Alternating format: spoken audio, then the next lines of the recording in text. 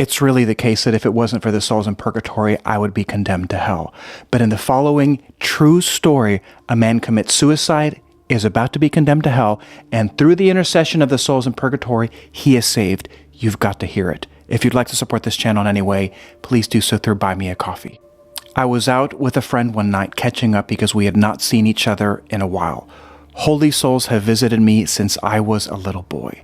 This story is the first time souls visited me as an adult to give a message to a very good friend.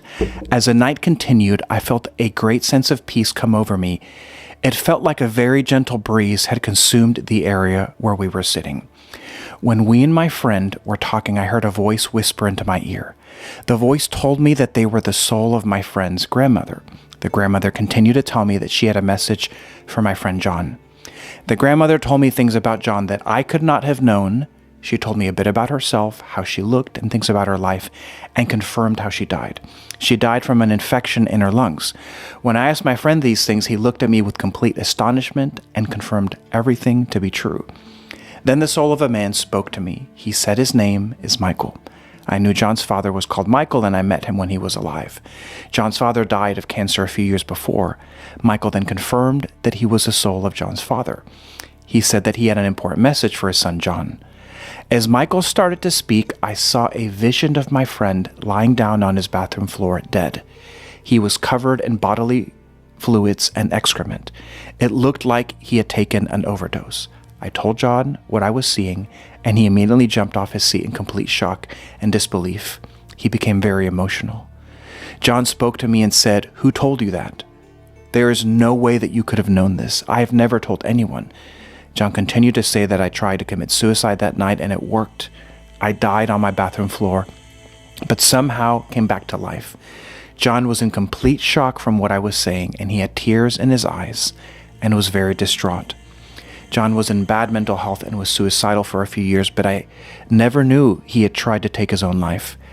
I then was standing somewhere else. All I could see was white mist all around me, and in front of me I could see John standing at a large set of golden gates, which were very tall and thick. There was gray stone column pillars attached to the gates. This place was very beautiful. I could feel the presence of the mist flowing through me. It was pulsating through every cell of my body, bringing a great feeling of peace and healing. It wasn't until after this experience that I realized that we were standing at the gates of heaven. When I looked up, I could see God the Father sitting on a gold throne. He had long white hair that shined like sterling silver, with a long white beard. His eyes were very beautiful, and to the right of him, Jesus was sitting next to him in silence. Jesus had brown long hair and a short brown beard. Jesus and the Father were both wearing white tunics. I could see 3 souls standing behind the gates. Then God the Father spoke, but when he spoke, his lips didn't move. I could feel and hear his words speaking, but it was being communicated from his heart into my heart. God the Father told me that the 3 people standing behind the gates were the souls of John's family members, his father Martin, his grandfather, and grandmother, who had all passed away. I could see them pleading to the Father to send him back to life. I then saw a big bright flash in front of me. I was blinded by its brightness and felt the presence of it nourish my soul. I felt a great joy and love in my heart. Then as the light cleared, I noticed that I was standing back in John's bathroom. I could see an image of John on his bathroom floor again, but this time with his body now facing up towards the ceiling. He looked like he was asleep. Then I saw a big bright light hovering over John's body. I saw Jesus come out of the light, and he ushered a movement with his hands towards John's body. He then placed his index finger onto the area of John's heart. When Jesus touched John's heart, a flash of light engulfed the room, which illuminated out of John's chest like an atomic bomb going off. The light flashed with such a force and thump that it felt like the whole building shook. Then I heard a very loud heartbeat sound, and I saw an image of a heart beating flash in front of me.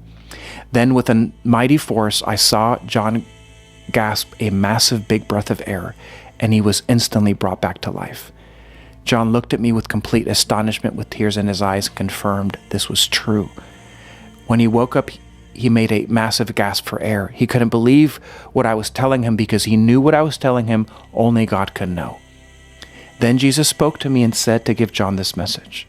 John, I've given you a new heart, and I've taken your heart and have rebuilt it. I have healed your heart and made it stronger than before.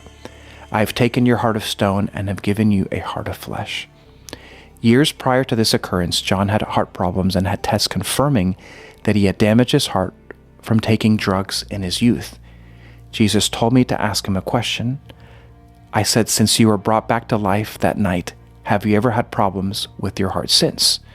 John confirmed that no, he had not had any issues since that night he came back to life. John knew then that Jesus healed his heart from all the damage he had done to it in the past.